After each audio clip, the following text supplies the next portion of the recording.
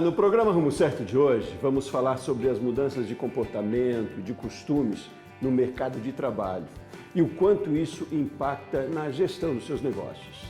E aí eu convido para essa conversa Lucas Freire. Lucas é psicólogo organizacional. Lucas, seja muito bem-vindo. Prazer falar sobre essas transformações que a gente está vivendo hoje. É necessário, inclusive, né?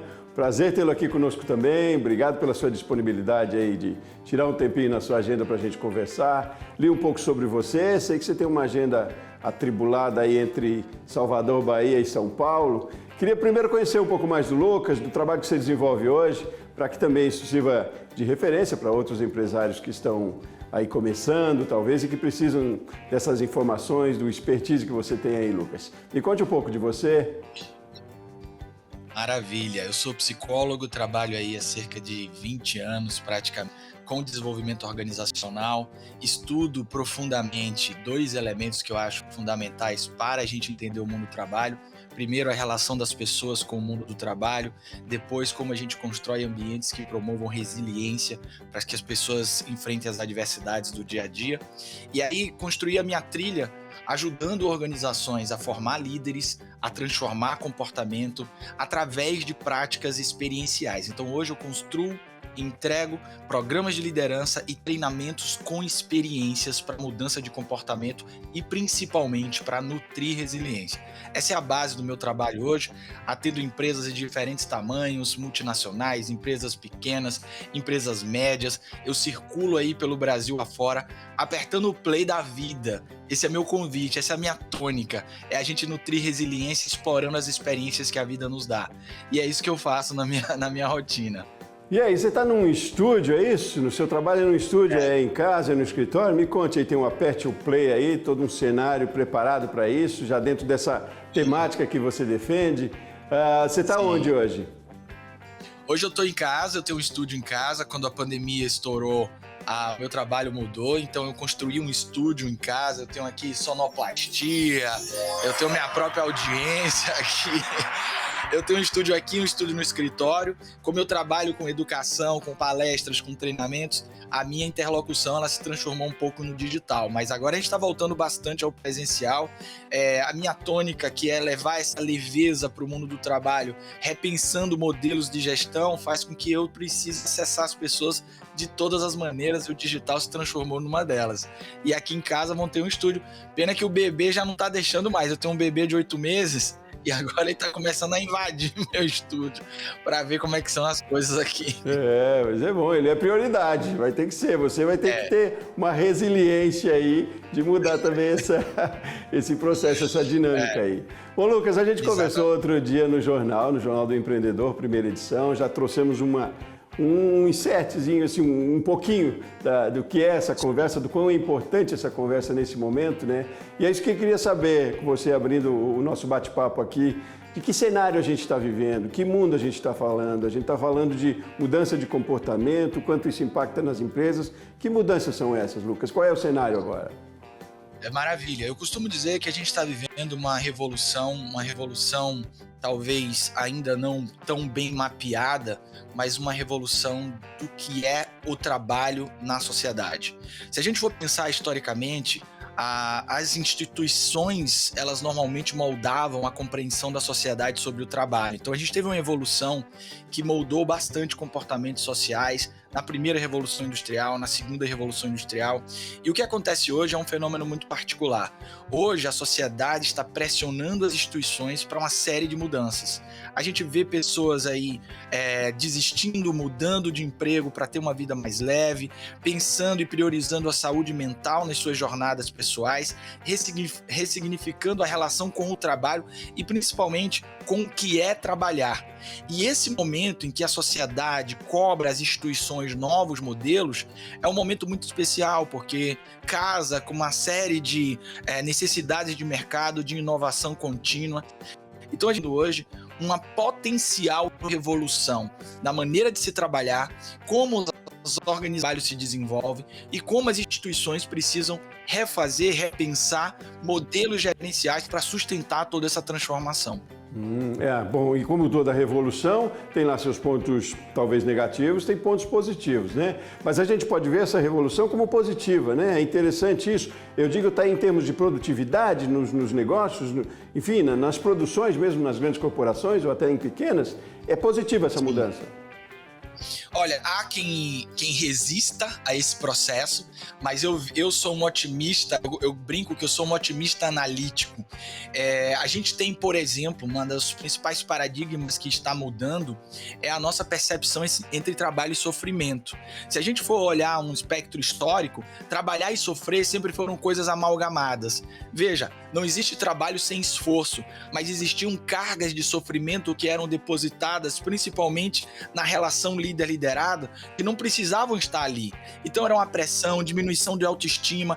E hoje, como a gente tem também um caldeirão geracional, a gente tem essas pressões de diferentes gerações, e essa é uma das mudanças-chave. Trabalho não precisa ser significado de sofrimento. Trabalhar e sofrer não precisam andar juntos. Eu posso trabalhar tendo cargas de esforço, isso algumas pessoas podem chamar de sofrimento, mas eu chamo de esforço, e esse esforço não precisa vir arraigado com sofrimentos que não precisam estar ali. Essa talvez seja um grande farol que o empreendedor, o líder, o empresário, as pessoas que trabalham no mundo corporativo precisam acordar para isso. Às vezes a gente também pode associar essa felicidade em alguns segmentos, né? Pensar, eu vou trabalhar com turismo, vou viajar o ano inteiro. Aí é fácil, né? Você ser feliz. Ou, enfim, trabalhar com coisas que deem um prazer, que parece um prazer, né? O que seria hobby para algumas pessoas é trabalho no dia a dia.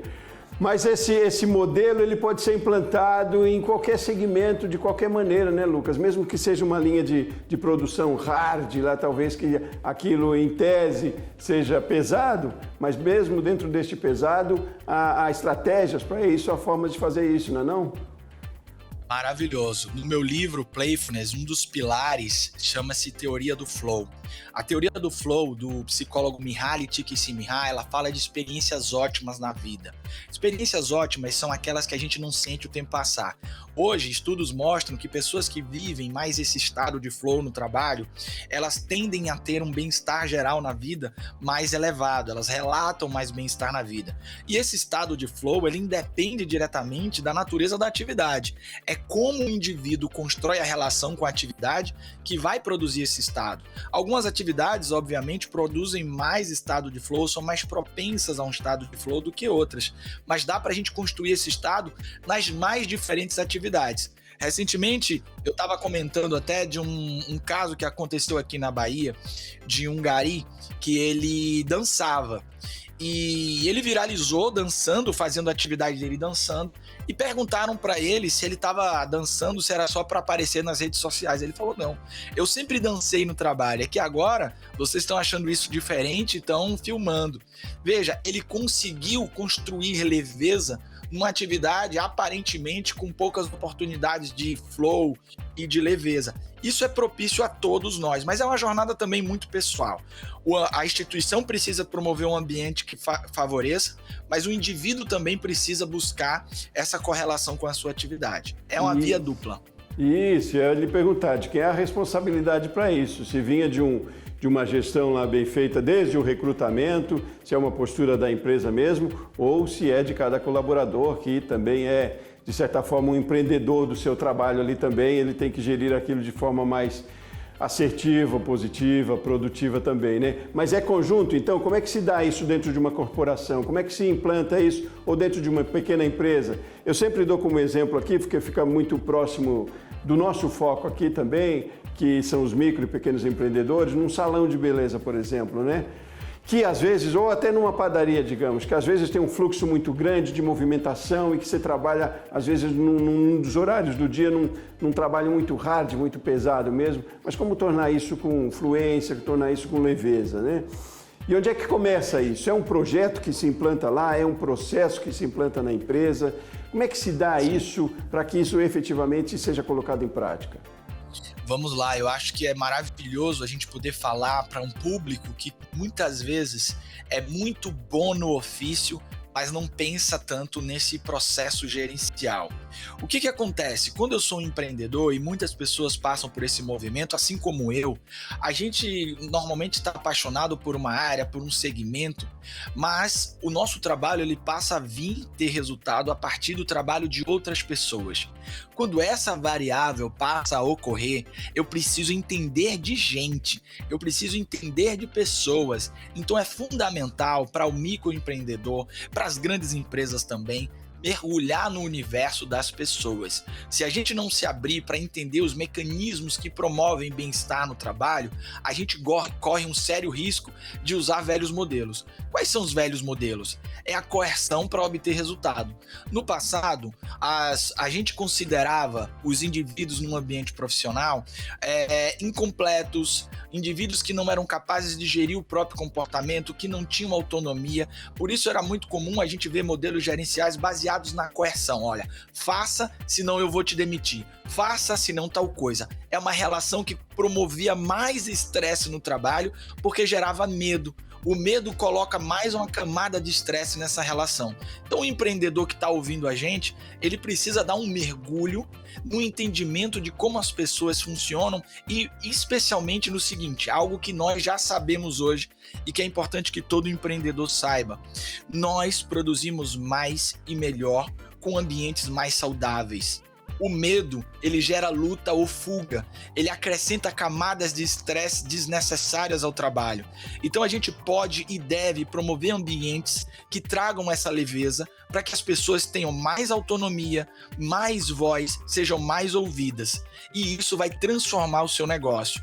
Principalmente para os pequenos, que muitas vezes são muito bons tecnicamente. Você trouxe o exemplo do salão, às vezes é aquela pessoa que era muito boa fazendo o cabelo de alguém e agora vai liderar pessoas que fazem o cabelo de outras pessoas. Então não é o medo que vai promover resultado, é a construção de um ambiente favorável.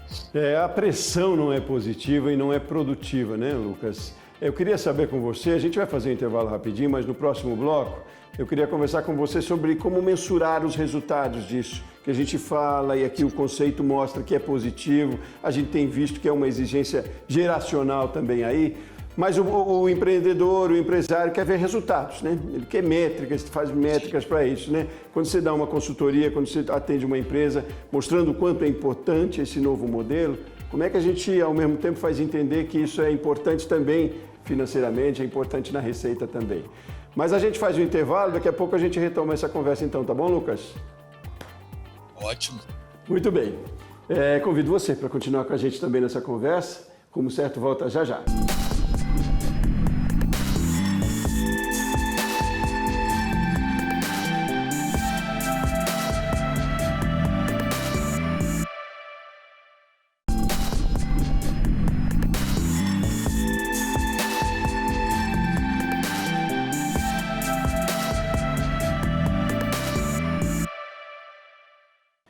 Muito bem, estamos de volta com o programa Rumo Certo. Hoje nós estamos falando sobre mudança de costumes, mudança de comportamentos no ambiente de trabalho e o quanto isso reflete na gestão dos seus negócios.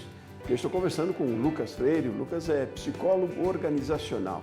Lucas, retomando a nossa conversa, falávamos lá no bloco anterior do quanto é importante, sim, já está difundido esse conceito mesmo de, talvez até eu diria mais humanização no ambiente de trabalho, né? Agora, é possível mensurar isso em números até, Lucas? Porque, enquanto empreendedor, como eu dizia, a gente quer resultados, né? Quer receita no final das contas. Como faz isso? Como é que equilibra isso? Olha só, a gente teve uma evolução também muito grande nessa metrificação, dessa construção de bem-estar. A gente pode dar alguns caminhos para o empreendedor que está assistindo a gente para essa correlação ser bem feita. Um dos caminhos é um cruzamento entre um bom ambiente de trabalho, uma pesquisa de ambiente, versus os resultados que a organização tem. Hoje a gente tem diversos indicadores que mostram ambientes que promovem bem-estar, empresas que trazem essa humanização como evidências reais, tendo melhores resultados. Basta a gente olhar a Great Place to Work, uma série de empresas que hoje mostram resultados financeiros muito grandes, promovidos através desse investimento em bem-estar. Esse é um dado. O outro dado que a gente pode cruzar, que também vai trazer uma correlação bem efetiva, são os dados de afastamento no trabalho, adoecimento no trabalho, empresas que promovem um ambiente mais humanizado, diminuem absenteísmo, diminuem afastamento por adoecimento. E a gente já sabia, olha que dado curioso, antes da pandemia, que o Brasil teria um recorde de afastamento no trabalho por transtornos de ansiedade e depressão. Quando a pandemia chegou, esses indicadores explodiram. A gente está vendo uma chuva, uma pandemia velada de burnout e de outros afastamentos ligados à questão emocional. Então esse é um outro dado que o empreendedor pode ficar extremamente atento. Ambientes que promovem mais bem-estar diminuem índices de absenteísmo e afastamento no trabalho, sem dúvida. Só por aí já citei, né? Reduz custos também, né? É mais do que o ganho lá na ponta, mas é o custo aqui. Agora, na prática, Lucas, eu sei que lógico, é bastante complexo, isso a gente conversaria o dia inteiro aqui sobre isso, né? Mas tem como a gente, ao mesmo tempo, falar de alguns pontos específicos no dia a dia, que talvez eu consiga implantar lá na minha pequena empresa, sem que eu ainda tenha que adotar todo um sistema, talvez buscar uma consultoria, buscar uma mentoria que me dê mais subsídios, mas eu quero hoje, enquanto empreendedor pequeno, começar a exercitar isso aos poucos, começar a aprender, para que já se estabeleça uma mudança que seja pequena. Há alguma orientação nesse sentido? Você, como psicólogo, diria alguns pontos que talvez estejam tão à mão e a gente não perceba no dia a dia? É muito mais fácil do que a gente imagina. O primeiro ponto é escutar as pessoas, dar voz às pessoas. Um empreendedor que está ouvindo a gente, se ele tiver o hábito de fazer rodas de conversa, de conhecer as histórias dos seus liderados, ele já vai estar dando um grande passo para isso. Conhecer quem é quem você lidera. Isso é um passo fundamental para a gente humanizar as nossas relações. Às vezes você convive com aquelas pessoas e não conhece quais são as dores, quais são os amores, quais são as relações que aquelas pessoas têm com o trabalho. Esse é um passo, uma dica básica. Outra dica que eu posso dar é a proporcionalidade nos nossos feedbacks. Uma comunicação positiva é aquela comunicação que demonstra apoio, incentivo, e uma comunicação que corrige rumos é aquela comunicação do feedback crítico. Hoje a gente sabe que empresas e equipes de maior performance têm uma proporção entre falas de apoio versus críticas entre 5-1 mais ou menos. Então reflita sobre isso, não precisa levar esse número a ferro e fogo, mas quantas falas de apoio e suporte você dá versus falas de crítica. Hoje a gente sabe que ambientes positivos trazem mais incentivo do que aquelas críticas. Então é pensar sobre o próprio comportamento, fazer uma jornada para dentro. O empreendedor precisa entender que para lidar com pessoas, muitas vezes a gente precisa ser uma pessoa melhor. Uhum. Agora, Lucas, quando a gente fala de implantação de processos, né? A gente está falando aí de planejamento também, né, de gestão. É possível fazer isso já a partir do recrutamento, Lucas? Porque muito das habilidades comportamentais a gente acaba descobrindo, acaba sendo identificadas durante o trabalho, né? Às vezes eu tenho muita habilidade técnica para uma coisa, mas no comportamento não se resolve tanto e aí não se sustenta, né? Mas como é que a gente identifica isso no recrutamento, já para ter menos, entre aspas, problemas na sequência depois? Se eu não conheço o perfil comportamental daquele profissional, como é que se dá? Onde é que esse processo começa? Eu acho que todo empreendedor ele precisa começar fazendo uma leitura do que é a cultura no seu negócio, na sua organização. A partir desse entendimento da nossa missão e a nossa cultura, o que a gente deseja como padrões de comportamento, a gente vai nesse mercado de trabalho buscar pessoas que tenham mais alinhamento com a nossa cultura, porque isso torna o processo adaptativo e a experiência da pessoa na organização uma experiência mais leve. Hoje eu ouço muitas pessoas que pedem demissão por uma incompatibilidade de valores. Os meus valores pessoais não são compatíveis com a organização. Isso poderia ter sido tratado lá com um recrutamento bem feito, com uma seleção bem feita. Então, uma seleção que considere esse alinhamento entre a cultura do indivíduo, aquele conjunto de valores que o indivíduo tem e aquela cultura organizacional. Lembrando que a gente precisa pensar cultura não como aquelas coisas escritas bonitinhas na parede, mas sim como um conjunto de hábitos e maneiras como um líder toma decisão ao longo do tempo. É uma jornada muito pessoal e normalmente é a jornada do fundador, daquele empreendedor que tem a sua maneira de fazer o negócio. Buscar esse alinhamento já é um grande passo para o bem-estar. Hoje as pessoas buscam mais autonomia e mais alinhamento entre o que a minha empresa pratica como comportamentos e aquilo que eu valorizo enquanto indivíduo. Isso pode ser uma porta de entrada maravilhosa. E aí fazer uma boa entrevista, conhecer profundamente a pessoa, uma entrevista baseada na história do indivíduo pode fazer uma diferença fundamental. E é interessante pensar que isso é quase que uma exigência também do consumidor, né, Lucas? Ele percebe isso hoje, né? O consumidor também está mais em busca desse alinhamento com o propósito da minha empresa e daquele colaborador, né? Ninguém mais compra um produto só exatamente, ou pelo menos dentro dessa revolução, com o tempo a gente não vai mais comprar só um produto, né? Então tem isso também, se pensar que lá na ponta isso também tem reflexo, não é só dentro da corporação, que talvez seja onde comece e que os olhos têm que estar atentos, mas também é reflexo do resultado das vendas lá na ponta, né? Ou de um serviço prestado, né?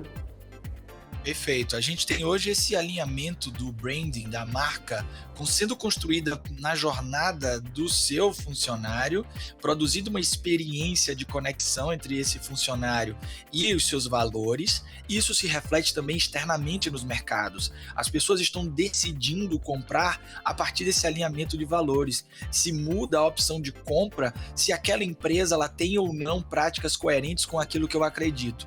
E daí vem uma grande questão. Se há uma coerência de fato entre discurso e prática. Isso é uma dica para todos os empreendedores que estão ouvindo a gente. Não adianta você publicizar um conjunto de práticas, colocar nas redes que você faz isso e faz aquilo, quando dentro de casa isso não se mostra coerente. Isso talvez seja uma das novas ondas que a gente vai viver. As pessoas vão buscar cada vez mais coerência entre discurso e prática. Tanto os funcionários quanto os consumidores estão ficando cada vez mais atentos a isso. Pô, será que essa organização ela é coerente com aquilo que ela está dizendo? Será que essa organização tem práticas equivalentes a isso que ela está divulgando? E isso tem pipocado nas redes, as pessoas estão publicando, as pessoas estão mostrando as inconsistências evidentes muitas vezes. Algumas empresas são exacerbadas em dizer que fazem coisas quando na prática ainda não fazem. E isso é um cuidado que todo empreendedor deve ter. Consistência e coerência seja uma dica aí para o futuro do seu negócio. Não, e aí é um tiro no pé, né? Pior do que não fazer é dizer que faz e não faz, né? Então, nem começa. Talvez o que não se admite, é preciso mudar mesmo, é preciso entrar nesse modelo. Mas, Lucas, tem uma outra dúvida interessante também. A gente pensar na importância, ainda assim, dentro desse processo, das habilidades técnicas, né? Porque as empresas também precisam de que as pessoas tenham competência para desenvolver aquilo, né? Como é que se dá esse equilíbrio também? Eu preciso valorizar as habilidades técnicas porque isso me dá resultado também, né? Agora, eu preciso valorizar essas habilidades comportamentais, né?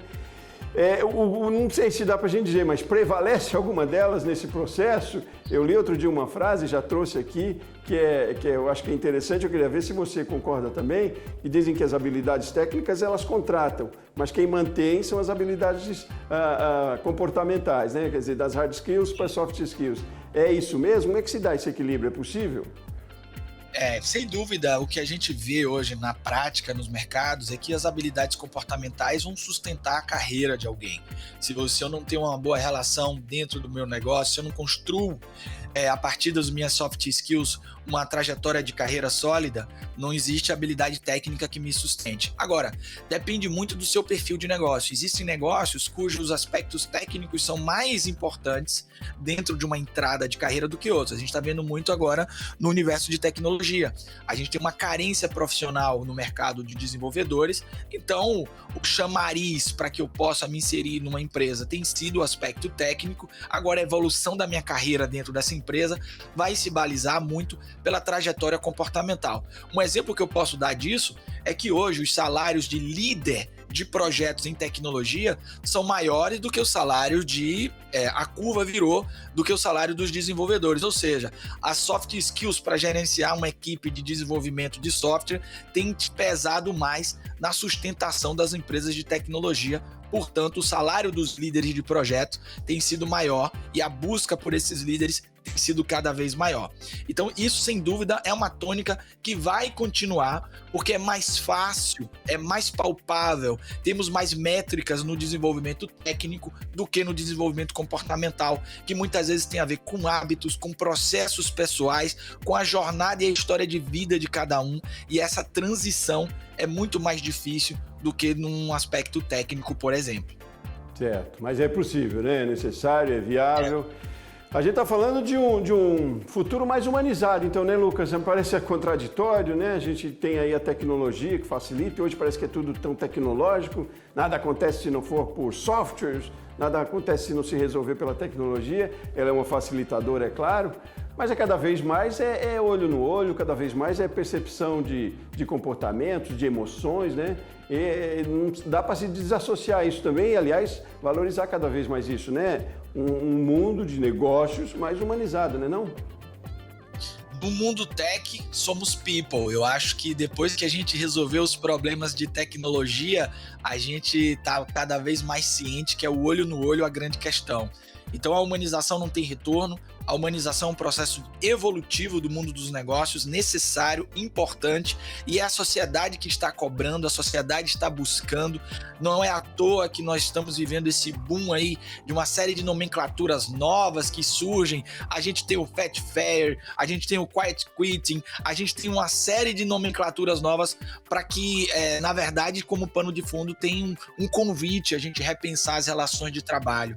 E isso tudo é a sociedade que está demandando. Não tem volta, como diria o Simon Sinek, se 100% dos nossos negócios estão ligados a pessoas, 100% dos nossos funcionários são pessoas, 100% dos nossos clientes são pessoas. Se você não entende de pessoas, você não entende de negócios. É isso aí, ótimo conversar com você. Lucas, quando vier a Brasília, dê um pulo aqui na TV para a gente conversar um pouco mais ainda também, viu? Trazer muito mais desse seu conhecimento. Obrigado, Lucas, por compartilhar com a gente todo o seu conhecimento aí, pelas orientações. E esse é um assunto que não se acaba logo, é lógico, a gente vai conversar muito mais sobre isso também. Volte sempre, obrigado, tenha um bom dia, viu, cara? Eu que agradeço o convite. Quem quiser se conectar comigo, conhecer meu trabalho, pode entrar lá nas minhas redes, Instagram, @LucasFrancoFreire. Um abraço a todos, estou à disposição. Meu caro, um abraço e até mais. Muito bem, muito obrigado a você que acompanhou o Rumo Certo de hoje aqui com a gente, também comigo e com o Lucas. Espero que as informações tenham sido muito proveitosas para você também. Eu volto no próximo programa. Até mais.